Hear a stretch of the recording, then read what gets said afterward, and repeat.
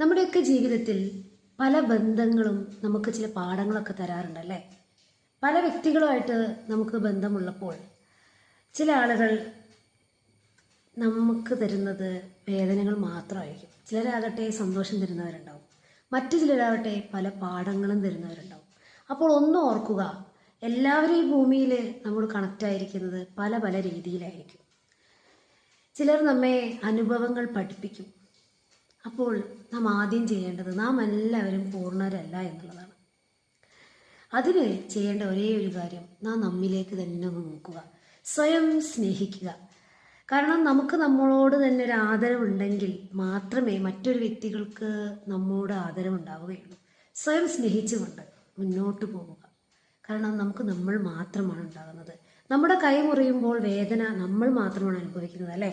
മറ്റുള്ള ആളുകൾ സഹതപിക്കുമായിരിക്കും, പക്ഷെ ആ വേദനയുടെ ആഴം അറിയുന്നവർ നിങ്ങൾ മാത്രമായിരിക്കും. അതുകൊണ്ട് സ്വയം കുറ്റപ്പെടുത്താതിരിക്കുക, സ്വയം സ്നേഹിക്കുക, അംഗീകരിക്കുക, ബഹുമാനിക്കുക.